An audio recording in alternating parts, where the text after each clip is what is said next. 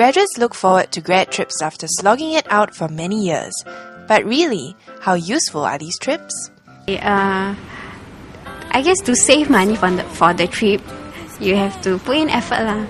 Do some part-time jobs, give tuition if you don't want to take money from your parents. Yeah. Then during the trip, share the accommodation.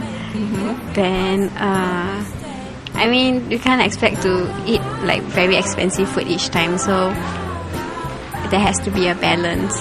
Yeah, and of course go on the months that's not the peak months. Because for us, we have the luxury since we graduated. I think you have to be open and willing to make new friends, but at the same time, you have to be very cautious and wary. Yeah, especially if you're traveling alone. Because I travel alone, so basically you always meet a lot of people along the way. You must discern whether they will be good company or not.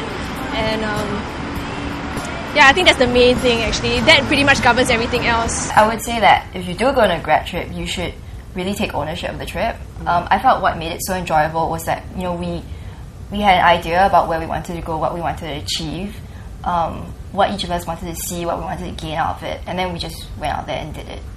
So that's what made it fulfilling. So that's probably why I would not have wanted to go with my parents, because when you go with your parents and family, there's a tendency to kind of sit back, let them take over, let your mom plan where to go, let your dad plan what to do. But when you go with your friends, you have a lot more control over what your itinerary will be, what your schedule will be. So I think that's how you gain the most out of it, if you plan it yourselves, essentially. Yeah. These grad trippers have learned practical skills from the trips they took and have garnered great memories too. Oh, yeah. There was this time I went hiking with a couple of friends that I met on the trip, and we got lost, and it was turning dark, and we were in the mountains. It was crazy, it was frightening, yeah. And there were wild dogs and stuff, so yeah. But of course, I'm still here, so yeah, it was good. I think one of the best moments, or one of the more memorable moments, were the beaches in Greece, because they're really, really gorgeous.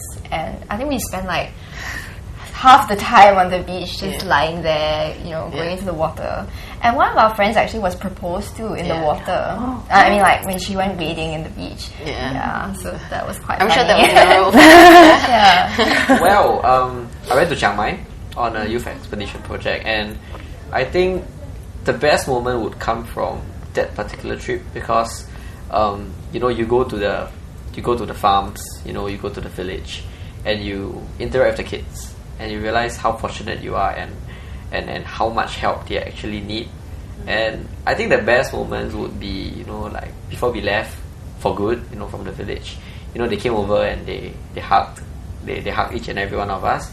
And they don't speak English, but they were learning to say I love you, I will miss you. And it was like an awe moment. Rite of passage or not, a grad trip definitely is exciting and fulfilling.